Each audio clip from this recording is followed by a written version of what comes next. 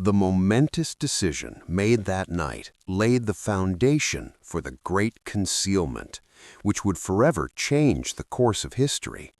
Cleopatra began to devise a plan of protection that would remain untouched for thousands of years to come. This plan was not merely about hiding gold or jewels. This was the transformation of Egypt's esoteric knowledge, the ancient parchments salvaged from the Library of Alexandria, and her own body into an eternal mystery. She had to find a way to continue living even in death.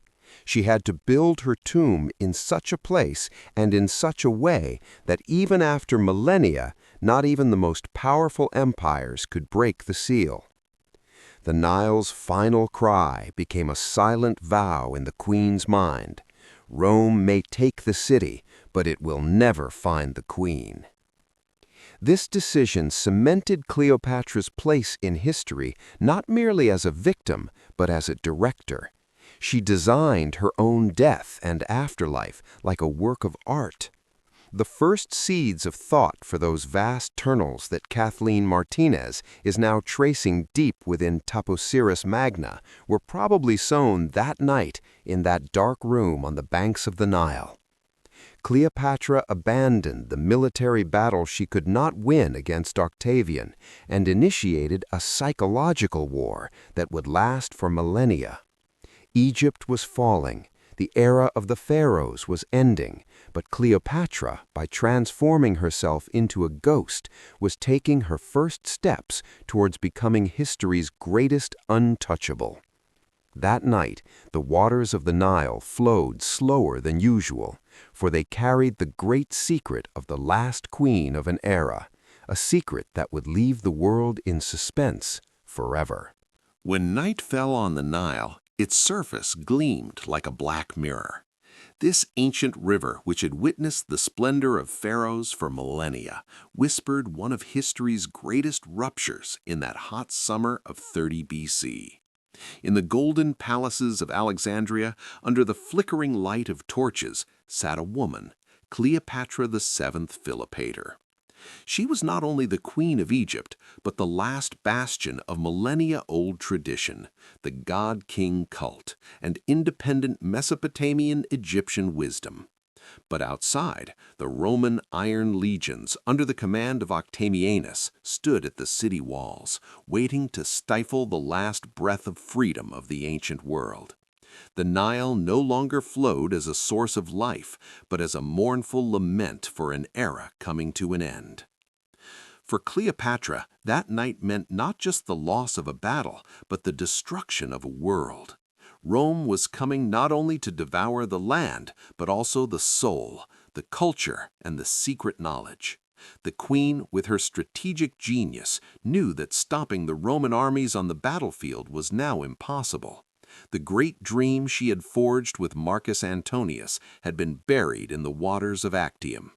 But Cleopatra's mind was not contemplating the surrender of a vanquished, but the final move of a chess master.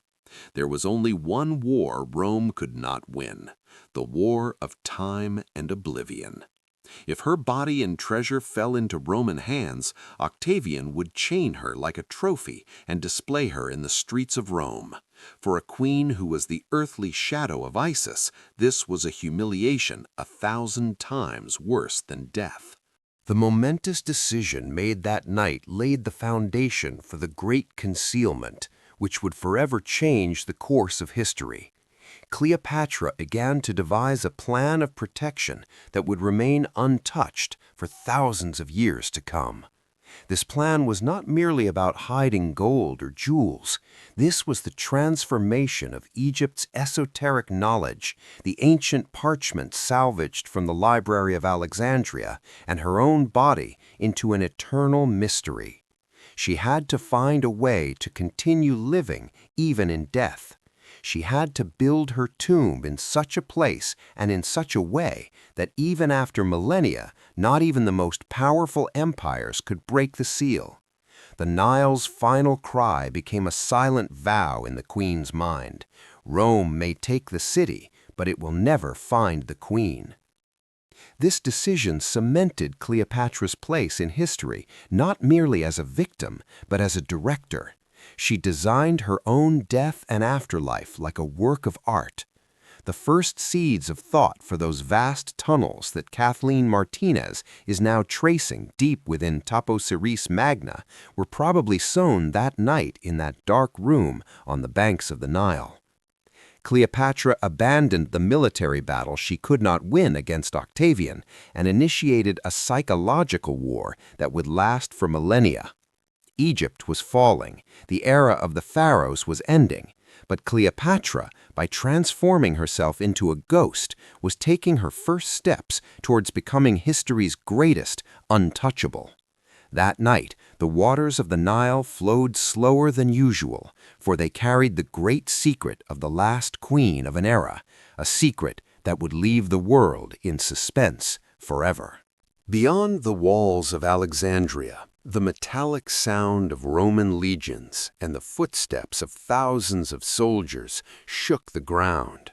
But at the very center of this noise stood a man as cold and calculating as a block of ice, Octavianus. This man, who would become Emperor Augustus, was not as passionate as Caesar or as sentimental as Marcus Antonius.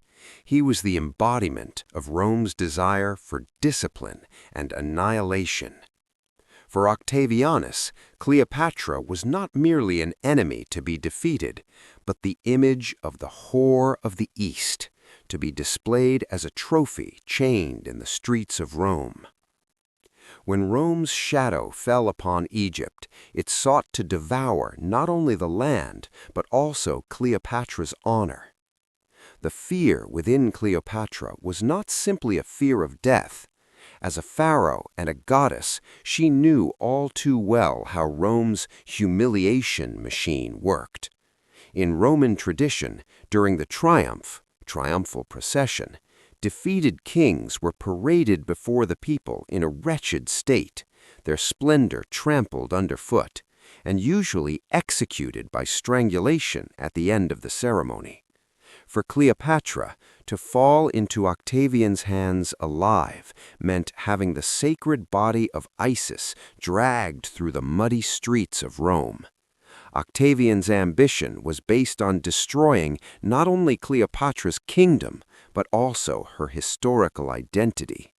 This relentless ambition was the driving force that propelled the queen into history's greatest concealment project.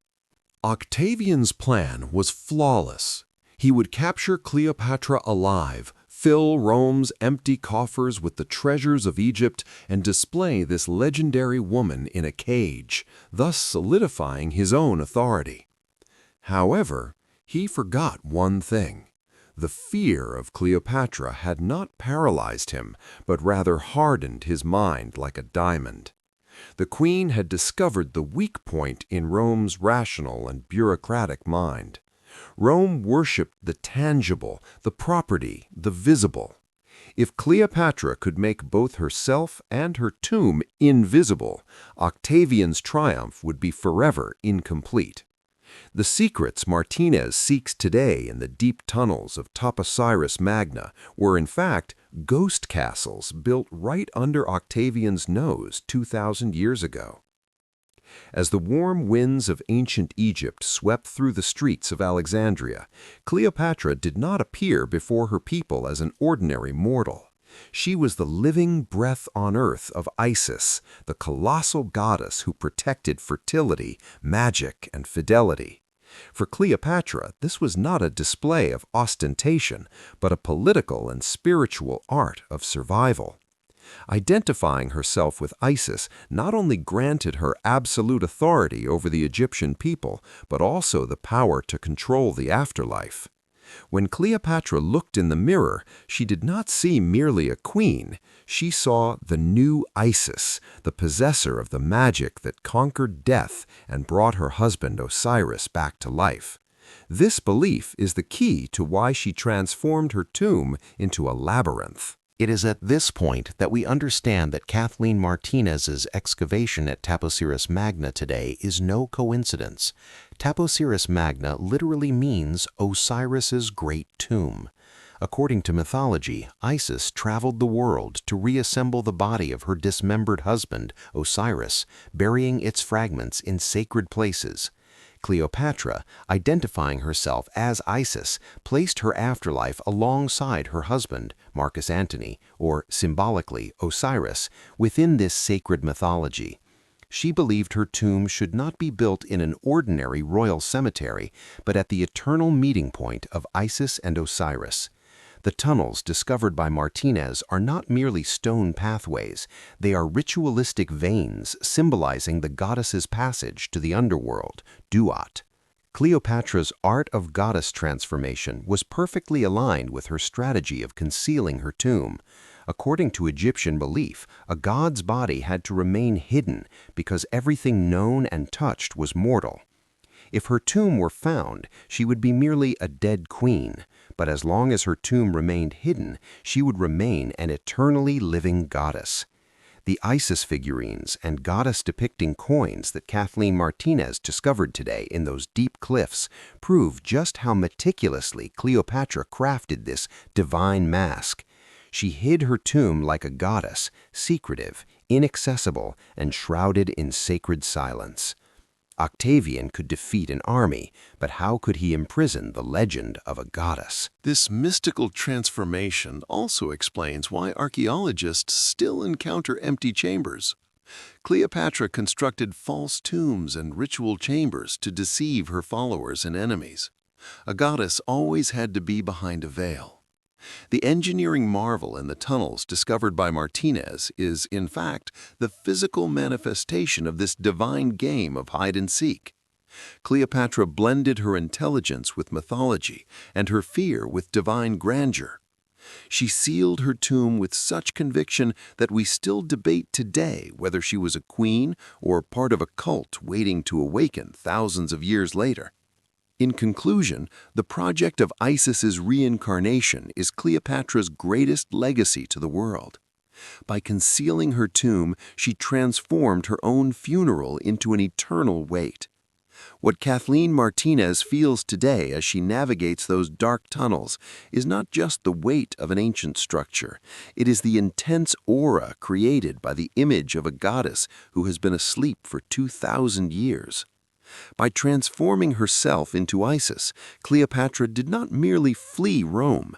She escaped the destructiveness of time and sealed herself at the very heart of history's greatest mystery, the realm of the gods.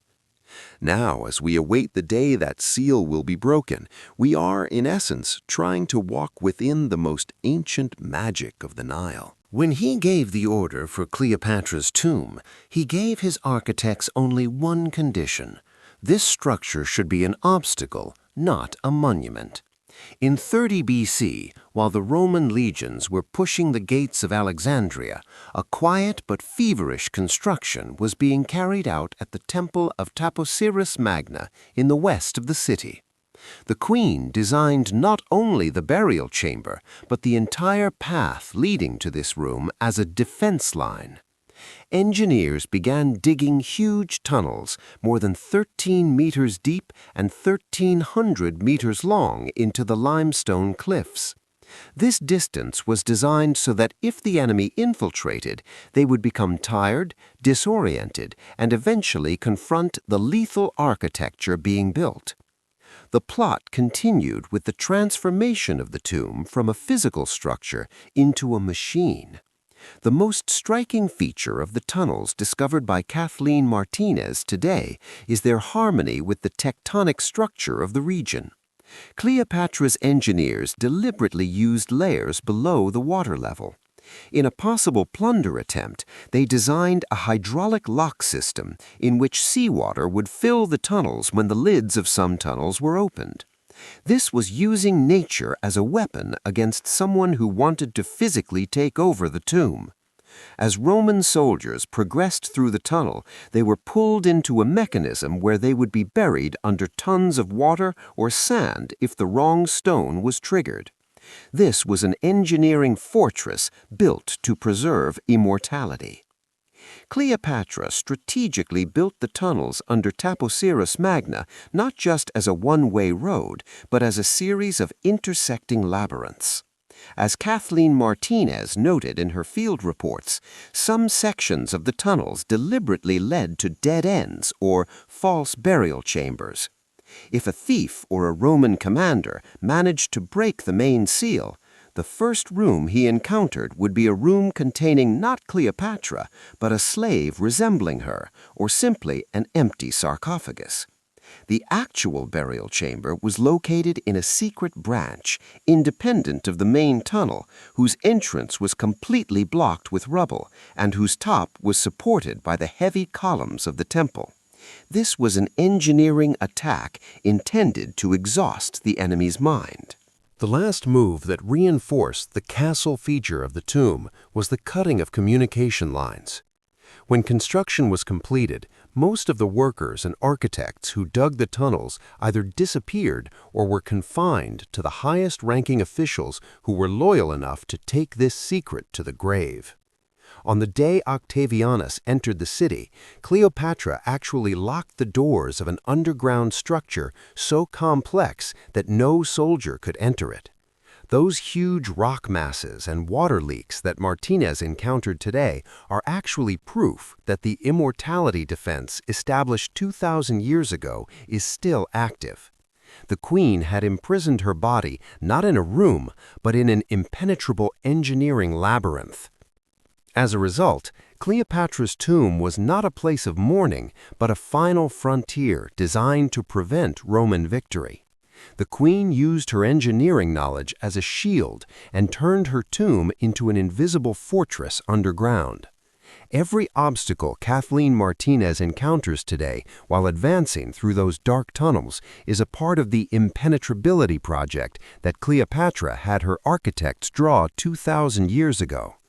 Octavian controlled the city on the surface, but Cleopatra continued to protect her kingdom underground with the help of architecture and mathematics. This structure was the most complex and deadliest hiding project the ancient world had ever seen.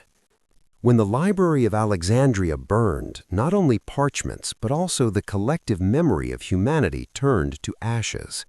But Cleopatra, as the library's protector and the last guardian of the knowledge contained within its shelves, could not allow the brute force of Rome to plunder this information as well.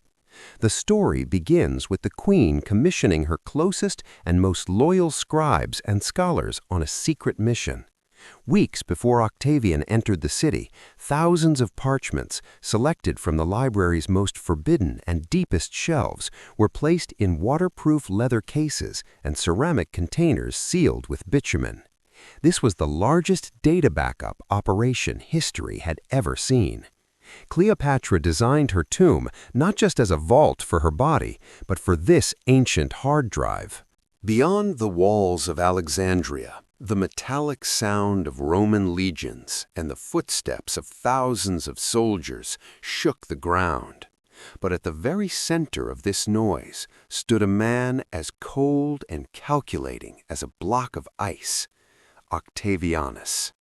This man, who would become Emperor Augustus, was not as passionate as Caesar or as sentimental as Marcus Antonius. He was the embodiment of Rome's desire for discipline and annihilation. For Octavianus, Cleopatra was not merely an enemy to be defeated, but the image of the whore of the East, to be displayed as a trophy chained in the streets of Rome. When Rome's shadow fell upon Egypt, it sought to devour not only the land, but also Cleopatra's honor. The fear within Cleopatra was not simply a fear of death. As a pharaoh and a goddess, she knew all too well how Rome's humiliation machine worked. In Roman tradition, during the triumphal procession, defeated kings were paraded before the people in a wretched state, their splendor trampled underfoot, and usually executed by strangulation at the end of the ceremony. For Cleopatra, to fall into Octavian's hands alive meant having the sacred body of Isis dragged through the muddy streets of Rome. Octavian's ambition was based on destroying not only Cleopatra's kingdom, but also her historical identity. This relentless ambition was the driving force that propelled the queen into history's greatest concealment project.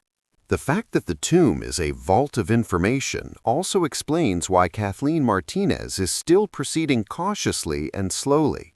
A single shovel stroke or a wrong air circulation could turn this 2,000-year-old sensitive databank to dust in seconds.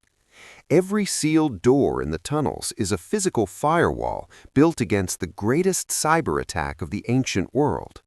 When Cleopatra buried herself in the depths of history, she actually took the future of humanity with her. Today, the archaeological world holds its breath, because when that burial chamber is opened, we may encounter not only the bones of a queen, but also the lost hard disk that will rewrite human history. In conclusion, Cleopatra's tomb is not an end, but a protective shield. The queen may have left her gold as a bribe to Rome, but she took her true treasure, the soul of Alexandria, with her and retreated underground. Every parchment box Martinez searches for in those dark labyrinths today is tangible proof of Cleopatra's triumph.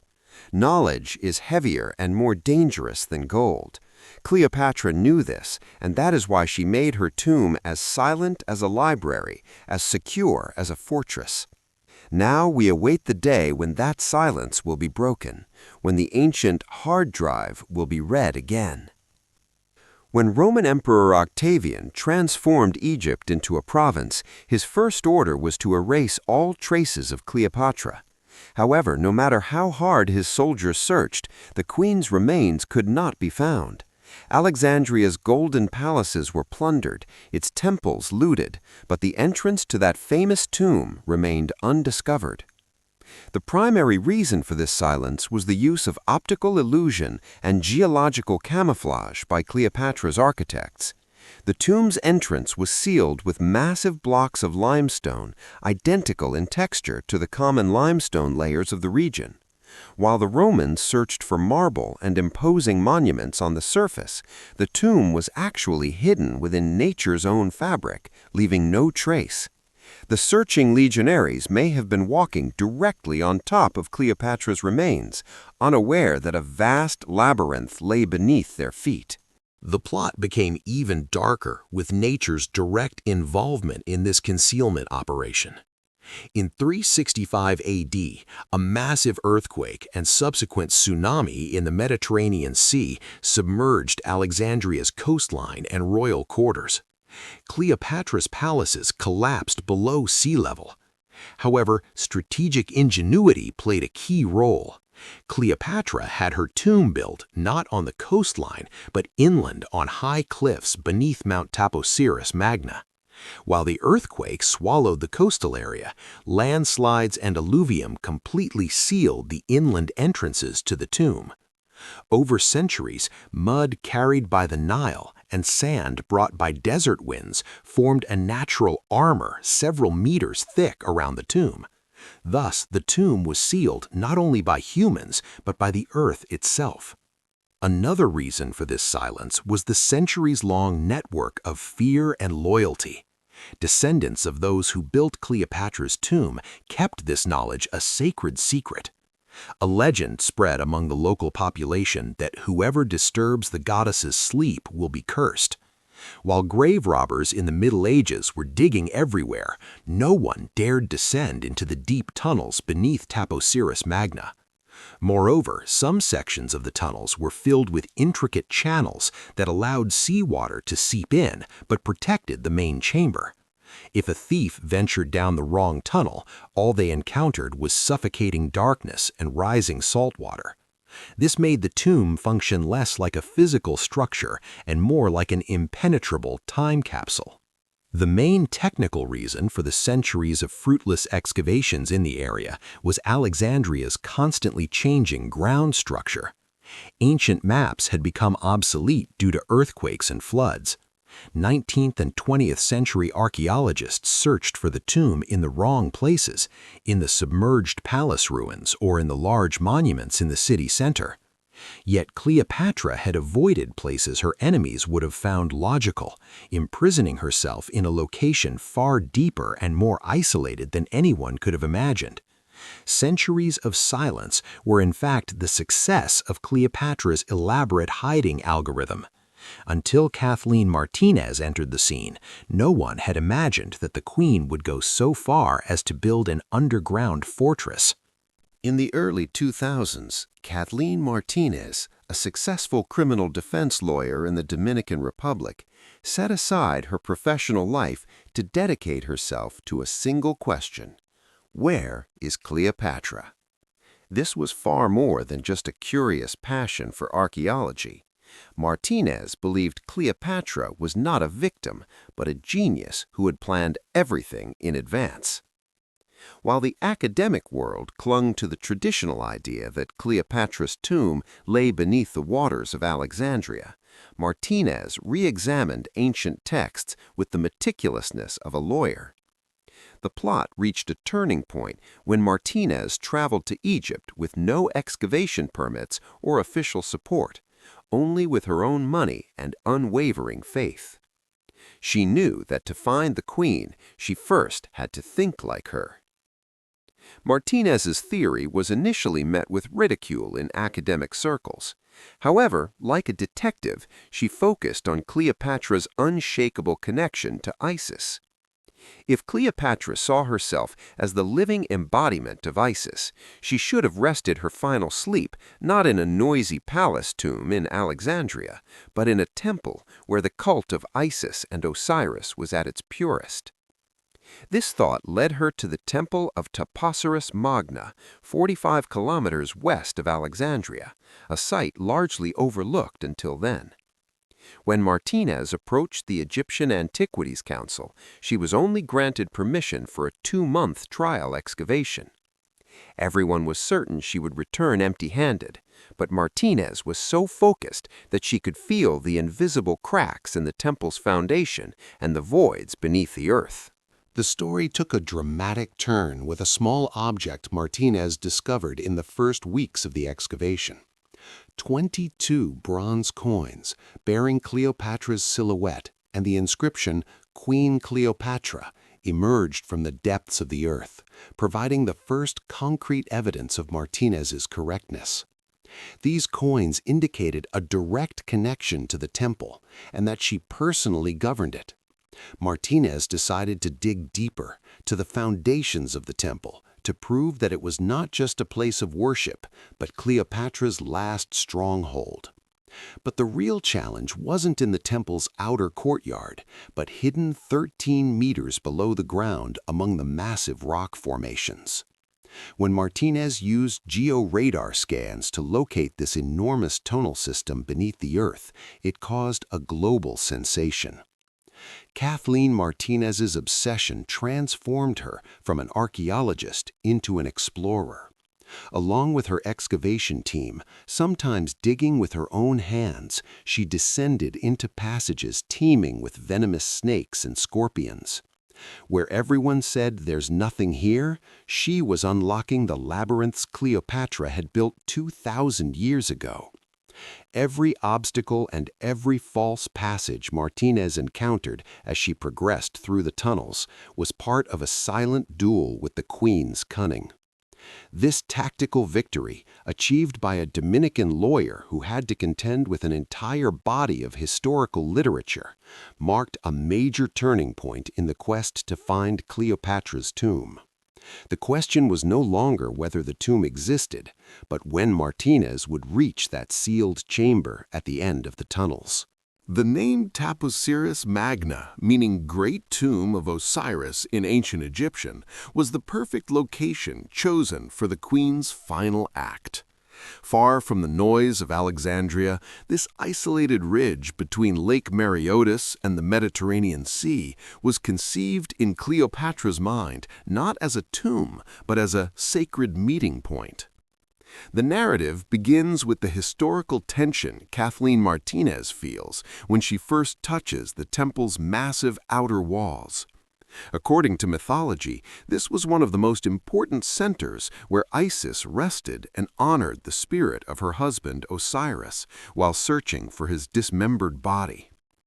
Cleopatra had united herself with Isis when the Roman army arrived at her gates. Therefore, the only place where she could fall asleep was this temple, where Osiris's spirit was strongest. The temple's architecture was a series of illusions designed to surprise the enemy. On the surface, it appeared as a classical place of worship, a blend of Greek and Egyptian styles, but the true face of Taposiris Magna lay beneath the earth. The situation took a different turn when Martinez discovered hidden foundation plates from the Ptolemaic period beneath the temple's foundation stones during the excavation. These plates proved that the temple had been personally supported and reorganized by the queen. The plot deepened when it was realized that the temple's massive pylons, entrance gates, were not merely decoration, but ventilation shafts for a vast underground network. Cleopatra had used the temple as a shield, concealing her true purpose within the fabric of this sacred structure. The atmosphere inside was a deathly silence, a silent reverence. As Martinez and her team progressed through the temple's sacred chamber, sanctum, they discovered hidden channels through which water flowed underground. These channels were designed to symbolize Osiris's revitalizing power, but for Martinez, they were navigational lines leading to the burial chamber. The hundreds of mummies found in the temple gardens demonstrated the immense number of devout followers Cleopatra had. The people were so convinced that their queen was hidden in this temple, or that she would one day rise from it, that they chose this desolate temple for her eternal sleep. This proved that Taposiris Magna was not just a structure, but a colossal armor of faith built by Cleopatra. However, the real mystery began when they descended beneath the massive limestone blocks at the temple's base. Using geo-radar scans, Martinez discovered giant tunnels extending from the center of the temple towards the sea, passing directly beneath the main sanctuary. This was where the darkest and deepest rituals of the Isis and Osiris cults were performed. Cleopatra's ingenuity had placed her tomb right in the center of this symbolic meeting point of the two gods, the heart of the temple. Every step Martinez took into the tunnels was a progression within the mystical labyrinth the queen had created 2,000 years ago. Taposiris Magna was no longer just an archaeological site. It was that enormous, mysterious seal that Cleopatra cast upon the world before her last breath. On the dusty grounds of the Temple of Taposiris Magna, Kathleen Martinez and her team finally broke through the Earth's resistance after weeks of seismic surveys. The story begins with that critical morning when heavy machinery gave way to fine brushes and human labor. As a steep, narrow, vertical shaft descending 13 meters below the surface opened, the team stepped not into a void, but into one of history's best-kept engineering marvels. When the light of the torches first pierced the darkness, the flawless cuts in the tunnel's walls shocked Martinez. This was no ordinary escape tunnel. This massive 2-meter-high corridor was a structure carved into the rock with millimeter precision, dubbed the geometric miracle. The first thing felt upon entering the tunnel was a sharp, damp cold that replaced the desert heat outside. As Martinez progressed through the corridor, she noticed the striking similarity of the tunnel's architecture to the famous Eupalinos tunnel on the ancient Greek island of Samos. But there was a difference. This tunnel had been built on Cleopatra's orders to reach the depths of Egypt, the realm of the gods. The plot became even more mysterious as the tunnel curved at regular intervals instead of following a straight line. These curves were not only structural supports, but also perceptual traps that refracted the light and sound entering the tunnel.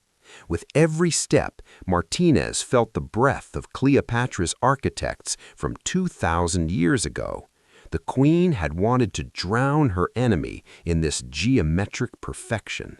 As Kathleen Martinez walked through the dark passageway 13 meters below Taposiris Magna, the light from her flashlight illuminated the perfectly formed triangular roof of the tunnel. This architectural style echoed a single name in Martinez's mind: Eupalinos. Built on the island of Samos in the 6th century BC and considered one of the 8 wonders of the ancient world, the Eupalinos tunnel was the first structure ever constructed, digging from 2 different ends and joining in the middle of the mountain with millimeter precision. Cleopatra, in building her own tomb, had adapted the ancient Greek engineering of her ancestors to the rugged rock face of Mesopotamia. The plot deepened as Martinez realized that this tunnel was not merely a passageway, but actually a mathematical encryption system. Cleopatra had devised a plan to stifle the rational minds of the Roman army in the labyrinth of Greek mathematics. The secrets within the tunnels were not hidden in simple markings carved into the walls, but in the very slope of the tunnel itself. Martinez noticed that the echo strangely disappeared at certain points in the tunnel. This was a marvel of Greek engineering. Thanks to sound-absorbing voids and strategic angles, the sound of a soldier shouting at one end of the tunnel wouldn't be heard even by guards several meters away. This silence gave Cleopatra's guards the chance to act like invisible assassins. When Martinez examined the drainage channels in the tunnel floor, he saw how far Eupalinos' legacy had been taken. These channels didn't just carry water, they were designed to create a pressure difference, generating an air current or vacuum effect that would extinguish the torches of any strangers entering.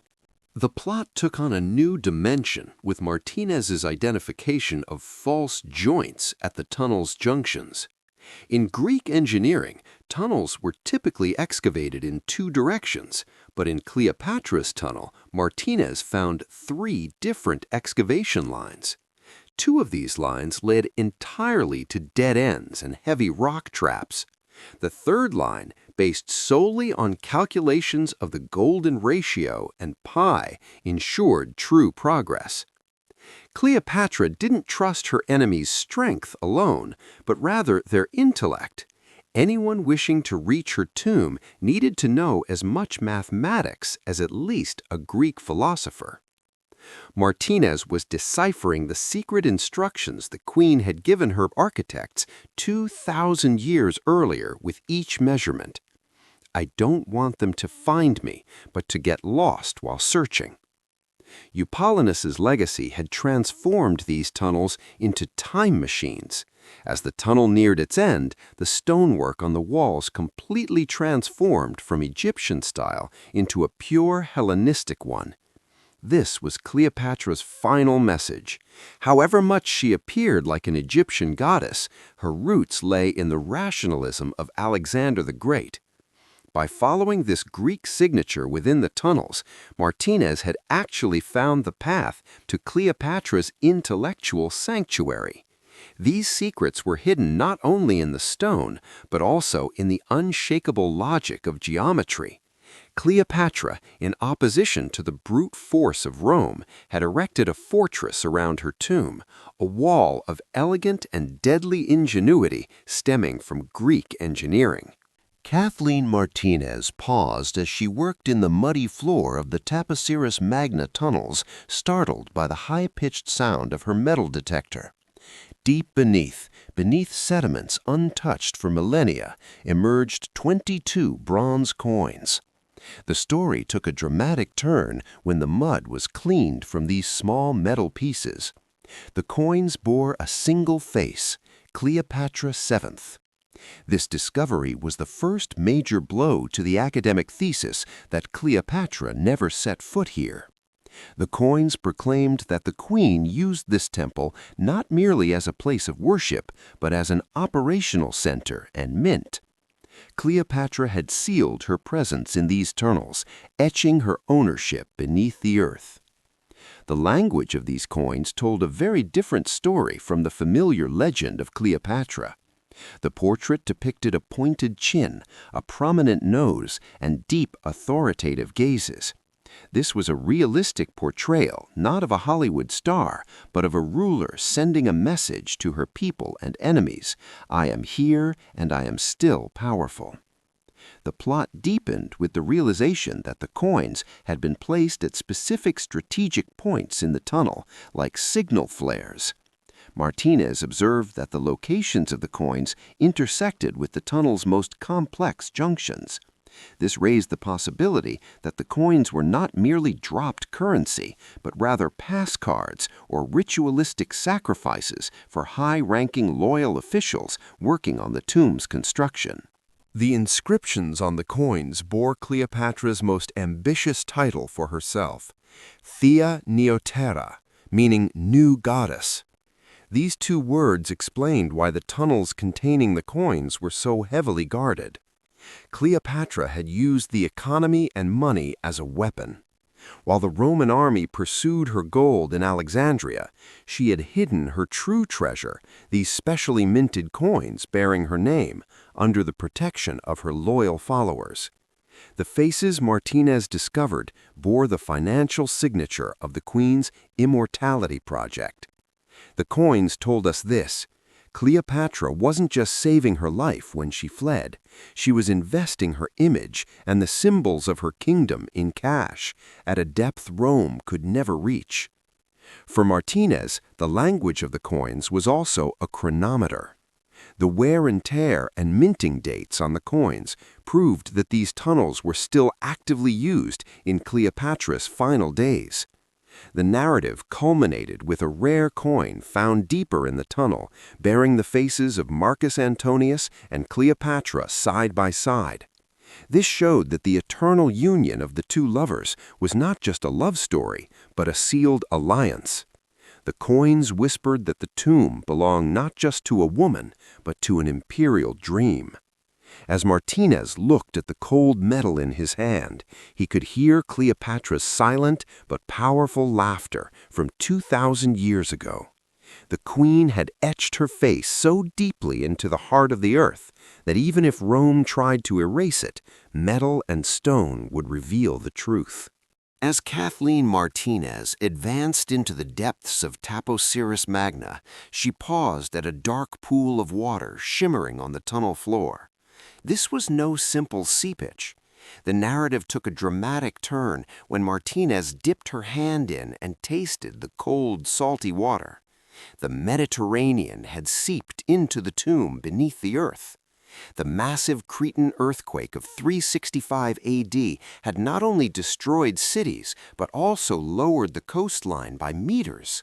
Cleopatra's meticulously constructed geometric tunnels had become part of the sea over the centuries.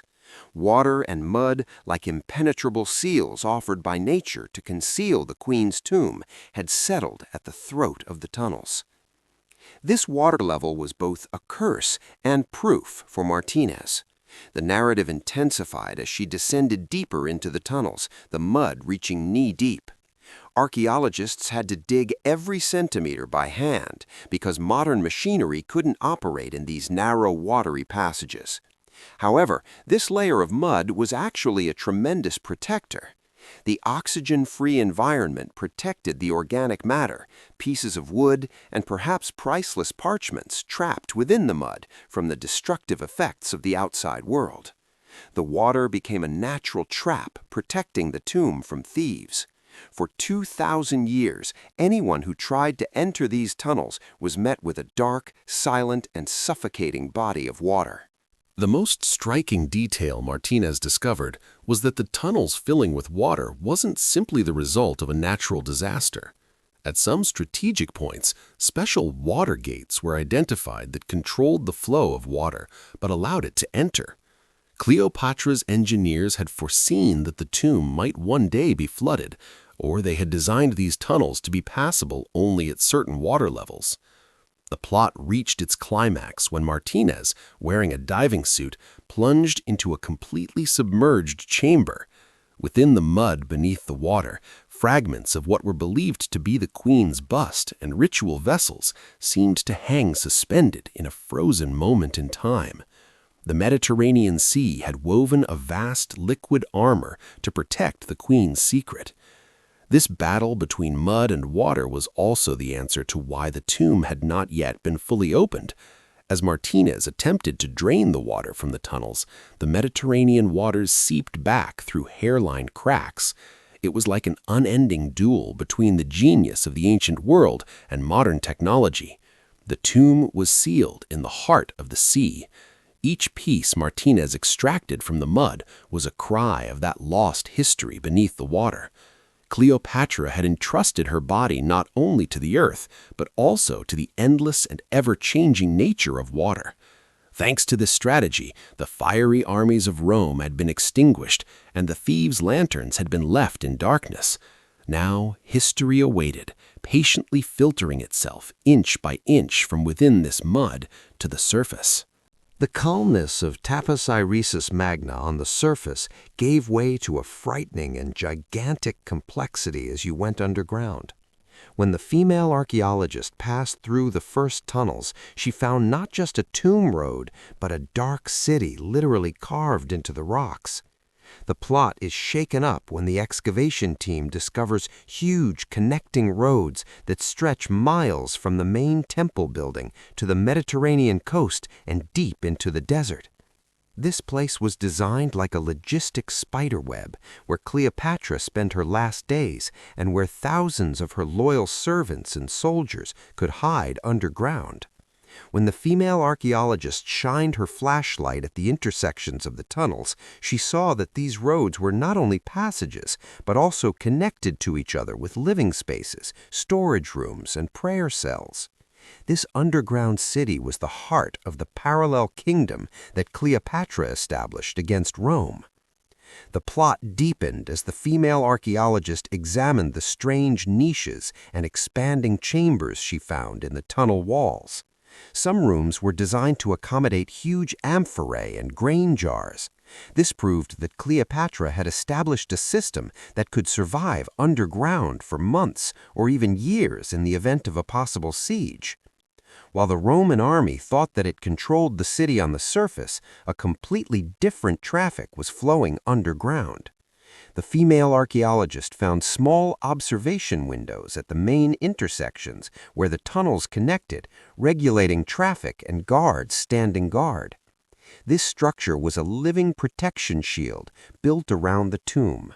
The most mysterious aspect of the underground city was the fake city layers. The female archaeologist noticed that some connecting roads were deliberately made flimsy and left susceptible to shocks. If an unwanted guest tried to infiltrate the main complex, the keystones on these paths were removed, causing an entire corridor to collapse and bury the intruders alive. These tunnels were a physical reflection of the complex labyrinth in Cleopatra's mind. Each connecting road served a different purpose. Some led to the palace, some to the port, and some to that secret temple that should never be found.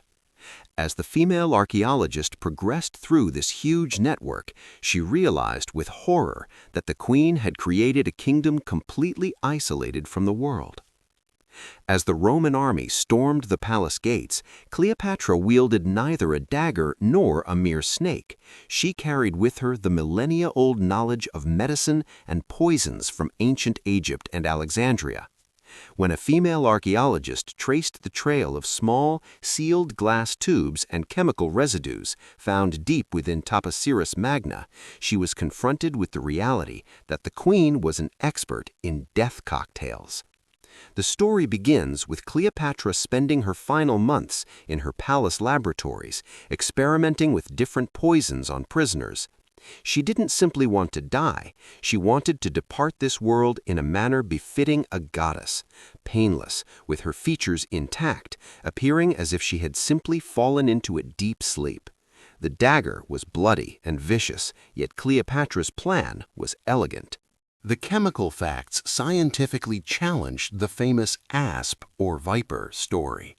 The historical records and ancient pharmacological data examined by the female archaeologist indicated that a snake bite required minutes, sometimes hours, of horrific convulsions and skin discoloration to be fatal. However, eyewitnesses noted that when they found Cleopatra, she appeared to be merely asleep. At this point, the narrative focuses on the secret formula the queen prepared herself, a mixture of hemlock, opium, and wolfsbane.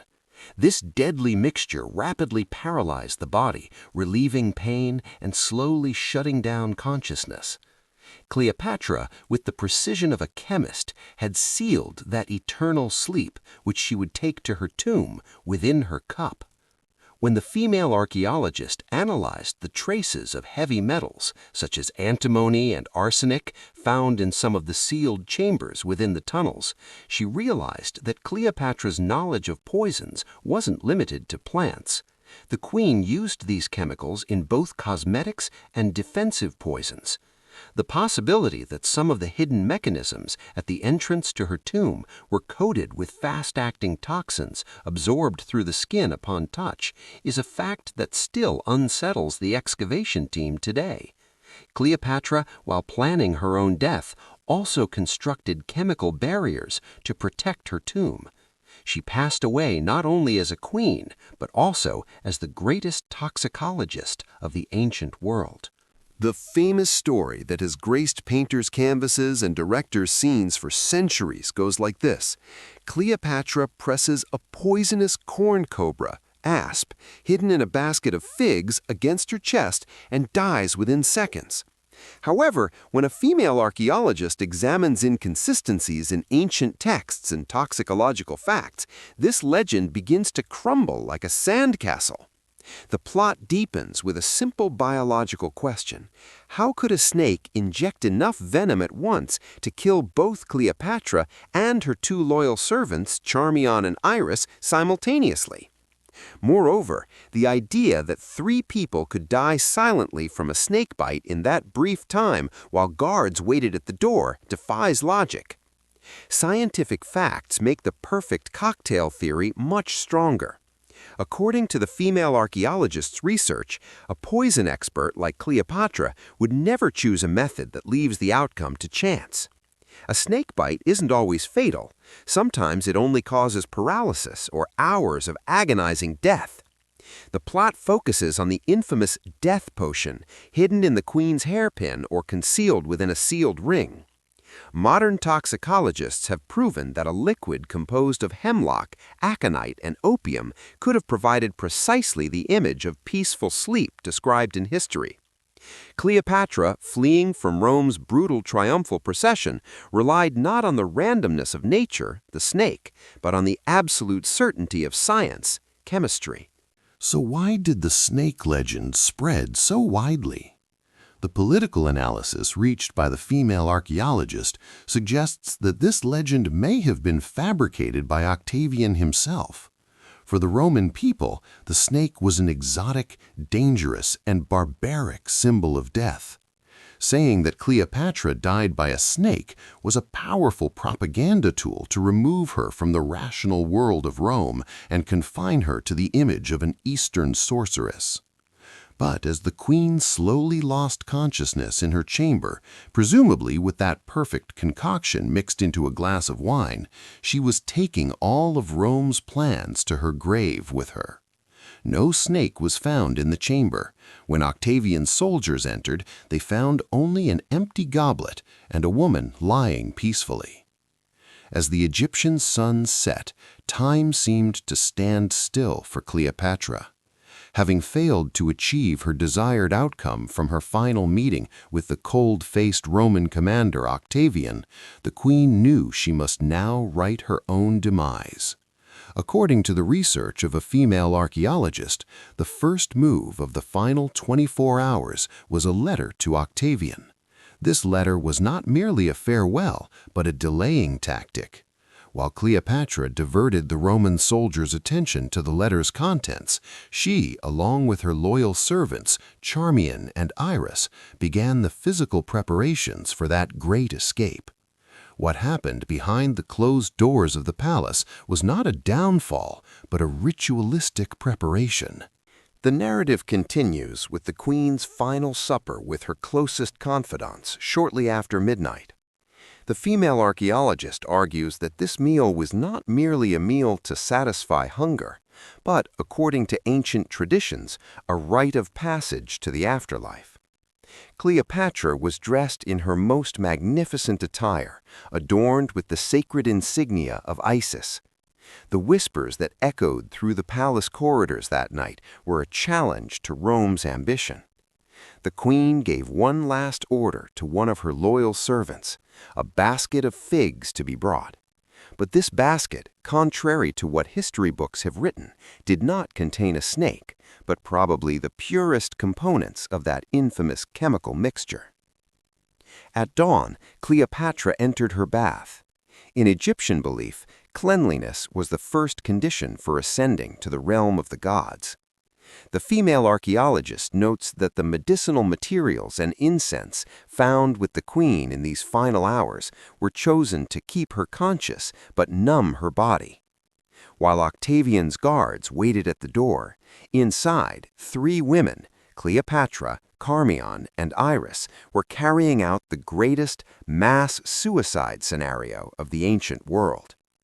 Cleopatra lay on her golden bed and slowly drank from the small goblet or sealed bottle she held. The plot culminates in those silent moments as the poison spreads through her veins, with the queen taking her last breath just minutes before Octavian enters. The plot accelerates with the involvement of Cleopatra's most loyal guards and priests. While Roman legionaries stood guard at the palace gates, a group of elite guards, sworn not to let the body of the new Isis fall into Rome's muddy hands, set out for the midnight operation. At this point, the female archaeologist focuses on a theory of body exchange.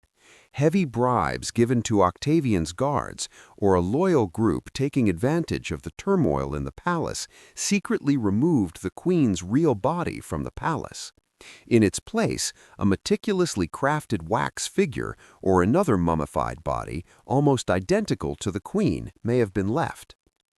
The midnight operation continued through Alexandria's complex canal system. Cleopatra's body, wrapped in watertight linen, was hidden in an ordinary fishing boat or a papyrus-carrying vessel. As the guards slipped through the Roman patrols, they relied not only on their swords, but also on the unwavering faith their queen had instilled in them. The female archaeologist argues that the body was transported by waterway to the lake shore and then by land to the previously prepared secure fortress of Taposiris Magna. Throughout this journey, every stop and every village along the way buried this secret in the ground out of loyalty to the queen. Egypt was now a Roman province, and Octavian was preparing to return to Rome with the title of the richest man in history. However, there was a huge void in his heart and prestige. He hadn't been able to parade Cleopatra through the streets of Rome as a living trophy. He had been forced to conduct his magnificent triumphal procession with a lifeless wax statue of the queen. But the real disappointment came in the treasury chambers of the palace. According to the research of a female archaeologist, when Augustus entered the palace, the legendary Ptolemaic treasure he had expected was gone. In the days before her suicide, Cleopatra had either moved a large part of her treasure to the labyrinthine underground chambers or sealed it away in a way that Rome could never reach it. Augustus's disappointment wasn't limited to the gold. He wanted to use Cleopatra's remains and her tomb with Marcus Antonius as a cautionary tale to solidify his own authority. However, the findings of the female archaeologist at Taposiris Magna bear the marks of the ambitious but fruitless searches conducted by Roman soldiers around the temple. Augustus issued orders to find the queen's tomb and trivialize it, perhaps even to display her remains. But that famous Roman discipline crumbled before Cleopatra's geometric miracle tunnels and the wall of silence erected by her loyal guards. The emperor possessed the lands of Egypt, but he could never touch the heart of Egypt and its queen. He manipulated history. He forbade any talk of the tomb he couldn't find and the treasure he couldn't recover. He had the lie that Cleopatra was buried in a simple mausoleum written in Roman records. But the female archaeologist found exploratory wells deep within the temple, identified as dating back to the Augustan era, but hastily sealed. These wells were physical evidence of the Roman emperor's ambition and his hidden fear of not finding. Augustus, while portraying the queen as a harlot and a drunkard, was actually trying to conceal the intellectual defeat he suffered from his inability to find her tomb. The greatest evidence of this frustration is the enormous mausoleum Augustus had built for himself in Rome, the Mausoleum of Augustus. Historians argue that behind the grandeur of this structure lies a jealousy of Cleopatra's mysterious and inaccessible tomb. As the female archaeologist progresses 13 meters underground, she is experiencing the moment of discovery that Augustus could not experience 2,000 years ago. The treasure that the Roman emperor could not find with a large army, a female archaeologist is searching for today with her brush and patience. Augustus's frustration was Cleopatra's greatest victory, because the queen had managed to escape from an emperor, leaving him as an incomplete conqueror in the eyes of history. Deep within Taposiris Magna, a female archaeologist's flashlight struck a different texture at the end of a tunnel. This was a room drier than the others, with air circulation provided by special channels and strange shelf recesses in its walls. The alchemy chamber. The plot unfolded into a detective story as the excavation team found tiny mortar and pestle hands, glass distillation vessels, and dried resin remnants on the room's floor. Cleopatra was one of history's greatest icons of beauty, but her beauty was not a genetic gift, but a chemical formula she developed using the ancient alchemical knowledge of Alexandria. The female archaeologist realized that this room was a preparatory laboratory leading to her tomb. The secrets hidden in this room were not just elixirs of youth, but knowledge radical enough to change the history of medicine. Cleopatra is known to have written a book called Cosmeticon, much of which is unfortunately lost today. The plot deepens with the contents of sealed ceramic vessels found by the female archaeologist in the wall niches. Inside these vessels, it is believed that the chamber contained special ointments made from crocodile blood, rare oils from the desert, and perhaps most importantly, herbal mixtures that accelerated cell regeneration. The queen had this chamber built next to her tomb, aiming to carry this cosmetic power to the afterlife. She was buried not only with her body, but also with the knowledge that beautified and healed her. The darkest corner of the alchemy chamber contained studies on medicine and anesthesia. A female archaeologist found opium and mandrake root pollen on the floor of the chamber. Cleopatra had determined the dosages of these chemicals used to heal wounds, relieve pain, and even induce deep sleep with the precision of a surgeon. This chamber was laboratory evidence of how she prepared her perfect death on her final night. If the tomb chamber can be accessed, we might find not just a sarcophagus, but the most advanced pharmacy of the ancient world. Cleopatra knew how to manipulate nature to preserve her beauty and health, and she preferred to seal these formulas underground with her rather than leave them to Rome. The plot reveals another purpose of this chamber, the chemistry of mummification. Cleopatra wanted to go beyond classical methods to ensure her body remained intact for thousands of years. A female archaeologist found special salts and rare minerals among the chemical deposits in the chamber, which completely eliminate bacteria and are not used in standard mummification rituals. This explains why the queen's tomb is so deep and under special protection. She preserved her body as a scientific masterpiece. The alchemy chamber was Cleopatra's laboratory of genius, and the secrets hidden there may contain those lost formulas that modern medicine and cosmetics have been searching for millennia. When the female archaeologist stepped into the sealed chamber at the end of the tunnel, she first directed her light not at the opposite wall, but at the ceiling. There, carved with millimeter precision into the limestone, stood a colossal relief, the Last Night of Alexandria. This was not an ornament, but a real star map depicting the midnight sky of August 12, 30 BC.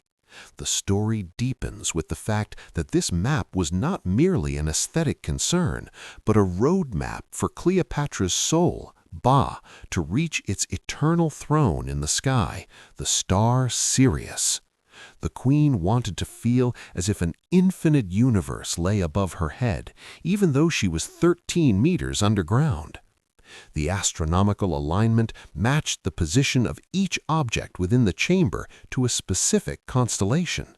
The female archaeologist noticed that the point directly above the sarcophagus cavity in the center of the chamber aligned with Sirius, the star of Isis.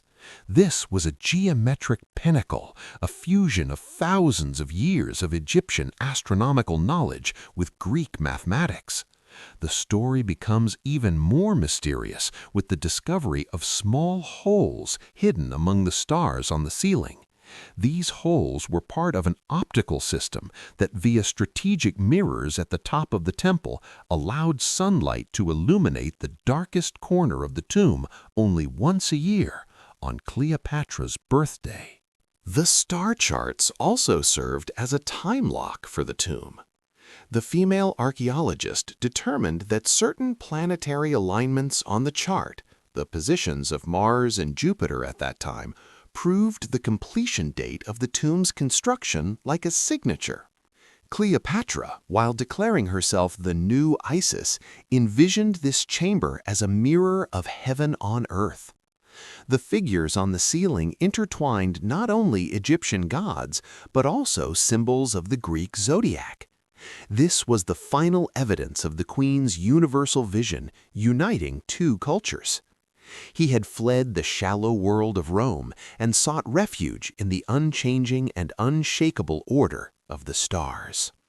In those dark days when Octavian seized power, Cleopatra had only one wish: to be buried alongside Marcus Antonius. For Rome, this was an unacceptable request. A tomb where two enemy leaders lay side by side could become a monument of resistance. However, a female archaeologist, tracing a hidden note in ancient texts, discovered how the queen transformed that vast underground complex into an eternal home to fulfill this last wish.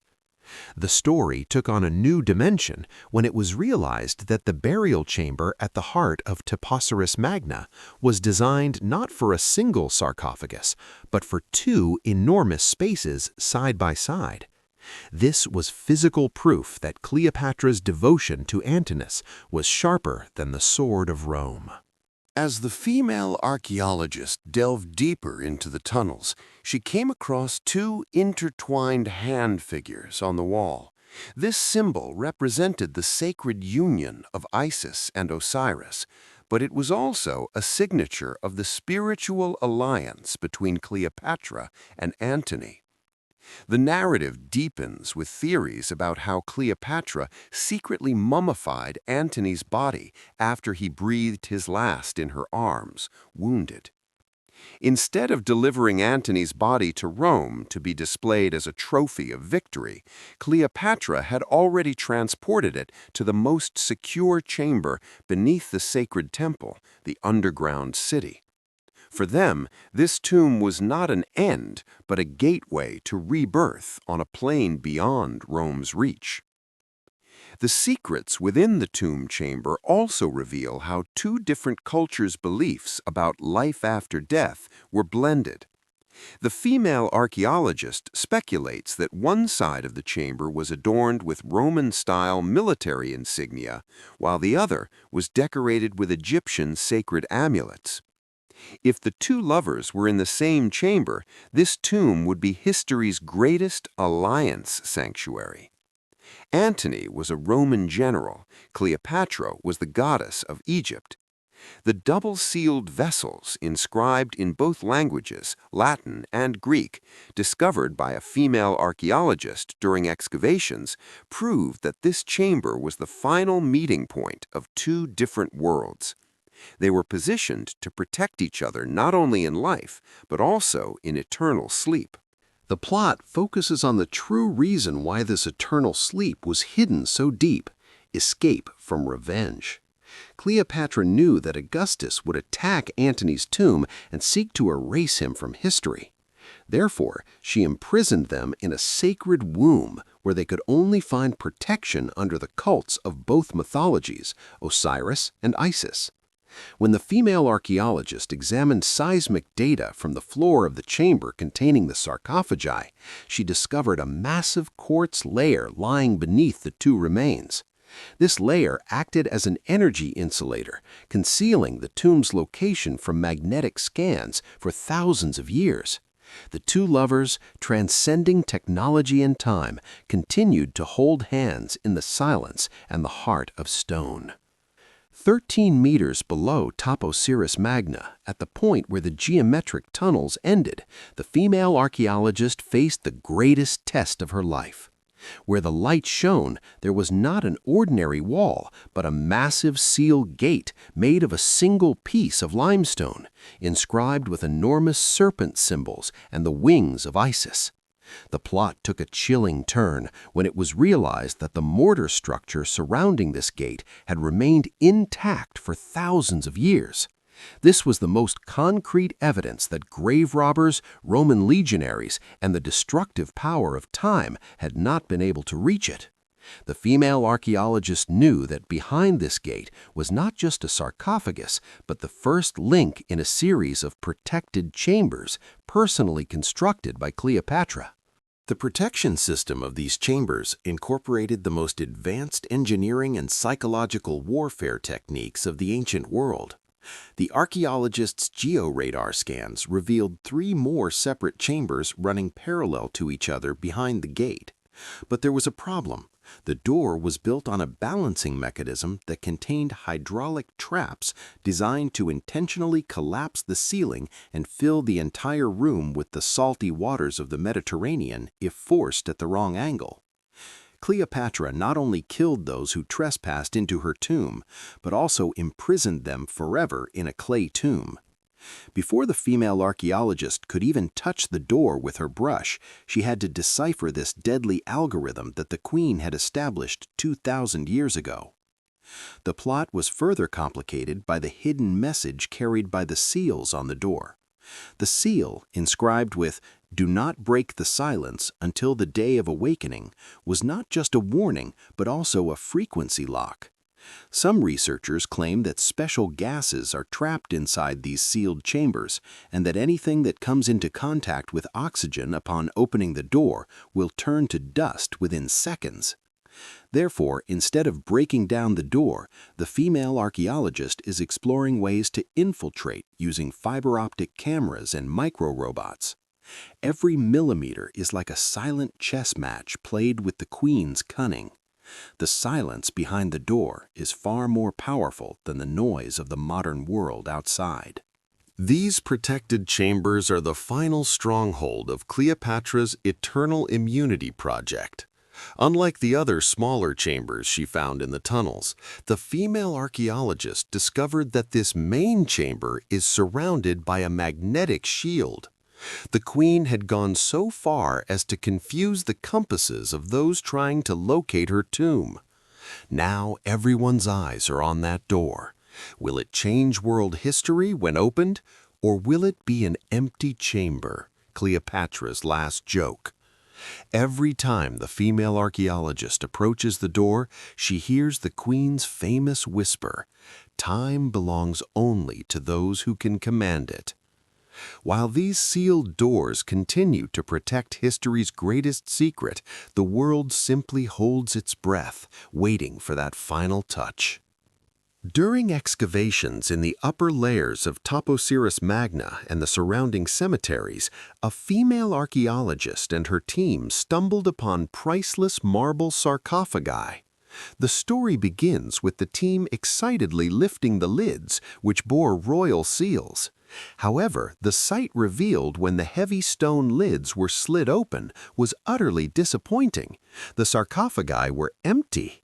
This wasn't the work of grave robbers, but a baiting tactic orchestrated by Cleopatra herself. The queen had commissioned the construction of false burial chambers to whet the appetite of Roman soldiers and future treasure hunters. These empty sarcophagi served as diplomatic and architectural shields, concealing the path to the true tomb. Each empty sarcophagus became a new clue for the female archaeologist regarding the location of the actual chamber. The story deepens with the examination of the arrangement of the sarcophagi and the small air vents within them. The female archaeologist realized that these false sarcophagi were actually acoustic reflectors. If someone spoke or excavated in these chambers, the sound echoed in the main chamber beneath the ground, confusing the guards, or, as we would say, today's seismic devices. Cleopatra had stopped her enemy at the point where she thought she had found him. The actual chamber, however, was far below the level where these empty sarcophagi were located, seismically isolated and hidden within magnesite deposits that absorbed electromagnetic waves. The most striking finding of the female archaeologist was that the main chamber was placed outside the main axis of the temple by a horizontal, not vertical displacement. While traditional archaeology argues that the tomb was in the exact center of the temple, Cleopatra had concealed her tomb within a massive rock mass beneath the northwest wall, almost like a pocket. The plot culminates in the discovery that a crack in the floor of the chamber containing the empty sarcophagi leads to a giant stone block that actually functions like an elevator mechanism. Cleopatra's body lay not in one of those sarcophagi, but in their shadow, in a dead spot that no one thought to look at. At the end of this section, the last map in the female archaeologist's hand whispers the coordinates of the actual chamber. Cleopatra had left the empty sarcophagi not as tombs, but as code boxes. Invisible micro-markings etched into the inner walls of the sarcophagi formed vectors that, when viewed at the right angle, indicated the entrance to the actual chamber. While Rome preoccupied itself with these empty stones, the queen and her lover Antony continued to sleep silently behind that smooth rock wall a few meters away, bearing no trace of an entrance. The mystery of the sarcophagi was not an absence, but the most cleverly constructed architectural illusion concealing existence. In the deepest chambers of Taposiris Magna, the female archaeologist's flashlight rested on an unexpected symbol. Geometric patterns resembling cuneiform script, seemingly out of place amidst Egyptian hieroglyphs. The narrative deepens with the remembrance that Cleopatra was not only a queen, but also one of the rare rulers capable of reading Sumerian and Babylonian texts in their original languages. This ancient knowledge, seeping from Mesopotamia into Egypt, formed the basis of the mathematical armor used in the tomb's construction. The massive underground shelters and water traps mentioned in the Sumerian Enuma Elish texts were adapted by Cleopatra's architects 2,000 years later as a defensive system within Egypt's limestone cliffs. As the female archaeologist examined the tomb's flood control system, she realized that this technology was inspired not by the Nile River, but by the complex Sumerian engineering that controlled the Euphrates and Tigris rivers of Mesopotamia. The Sumerian belief in an underground world of water, which they called Abzu, provided Cleopatra with the hydraulic knowledge necessary to transform her tomb into a water fortress. The narrative is shaken by the discovery that certain mathematical ratios in the tunnel walls are based on the Sumerian sexagesimal system. This proves the tomb was protected not only by Egyptian aesthetics, but also by the harsh and rational numerical power of Mesopotamia. Cleopatra used humanity's oldest and darkest knowledge as a shield against the fledgling engineering of Rome. The Mesopotamian connection was also an astronomical bridge. The female archaeologist found hidden references to the celestial beings the Sumerians called Anunnaki and their constellations in the star charts on the tomb's ceiling. The Sumerian mystical belief in bending time and space was part of Cleopatra's effort to elevate her tomb chamber outside of time. The plot culminates in the discovery that one of the ancient Sumerian seals has been placed on one of the tomb's most critical doors. This seal was imbued with a Mesopotamian curse designed to prevent any negative energy or intruders from seeping beneath the earth. Cleopatra had entrusted her soul not only to the Egyptian gods, but also to history's oldest protectors. In the damp and claustrophobic tunnels of Taposiris Magna, where even a human breath could damage the millennia-old walls, digital archaeology took over. A female archaeologist sent micro-robots equipped with high-resolution LiDAR scanners she called Guardian into the deepest and most inaccessible parts of the tunnels. The narrative took on a new dimension when these robots sent millions of laser pulses per second through the tunnel walls, detecting hidden cavities behind the seemingly flat rock. The 3D map that appeared on the screen was the first concrete evidence proving that the Queen's tomb was not just a single chamber, but a layered digital labyrinth. The final data sent by the robotic scanner sent shockwaves through the archaeological world. 15 meters below the tunnels, the robots detected an extremely dense mass of metal, something no seismic device had ever detected before. When the female archaeologist analyzed this data, she found that the mass was surrounded by regularly spaced layers of electromagnetic jamming devices. This involved robots deciphering the natural minerals, quartz and magnetite, Cleopatra used to make her tomb invisible. The robots transmitted initial thermal images to the center, suggesting that this mass of metal could actually be a massive bronze door or the outer casing of a gold-plated sarcophagus chamber. The plot culminated with the chemical sensors at point X reached by the robots going crazy. Fiber optic cameras extended through a crack in the wall by the robotic arms detected that the air pressure inside was completely different from the outside, revealing the presence of a rare protective gas mixture, a natural infiltration similar to argon within the chamber. This digital data revealed that the burial chamber had not received any oxygen for 2,000 years, meaning everything inside, from Cleopatra's remains to her famous library, was as fresh as if it had been left there yesterday. As the female archaeologist watched the blurry but exciting pixels sent by the robot on the screen, she realized that history had never been seen in such high resolution before. When that day arrives, the sky above Taposiris Magna will be filled with hundreds of satellites and live broadcast vehicles. As the female archaeologist, aided by robotic arms, moves that final sealed stone, the 2,000-year-old air seeping from the chamber will touch the lungs of the modern world for the first time. And then what? The plot will begin with this discovery, creating not just a tabloid story, but a global cultural earthquake. When the remains of Cleopatra and Marcus Antonius are found side by side, the famous story of love and betrayal from the ancient world will cease to be a legend and become a living, breathing reality.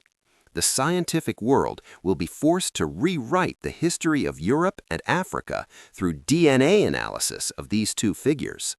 The shocking impact of the discovery will reach its peak with the discovery of the lost parchments of the Library of Alexandria within the tomb.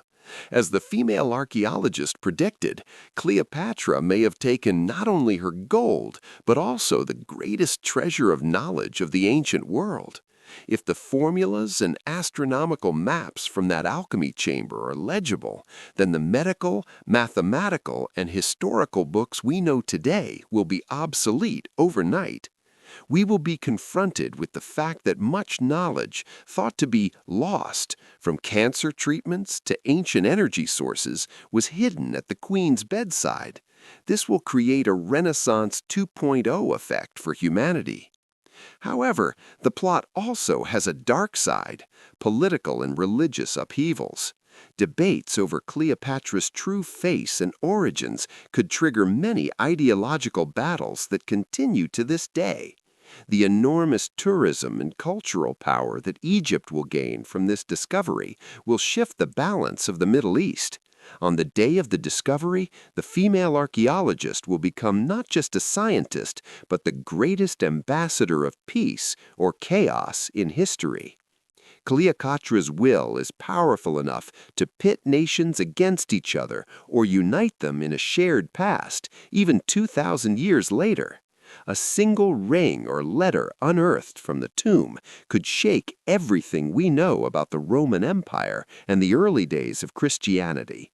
In the end, when the female archaeologist removes her dusty gloves and takes one last look into that dark chamber, she will understand why Cleopatra waited so long. The Queen had saved that world-shattering discovery for a time when humanity was mature enough to bear the truth, or when technology could preserve the mystery. When that door opens, we will find not just the bones of a woman and a man, but courage, intelligence, and the immortality of love. Cleopatra will deliver her final message to the world through her tomb. When you find me, you will discover yourselves. That day, history will not end. Rather, its most exciting chapter will begin. As the female archaeologist approached the final inscription on the outermost wall of Taposiris Magna, a sentence filtering through the hieroglyphs summed it all up. "I have kept everything hidden, but I have destroyed nothing." This was Cleopatra's true legacy to history.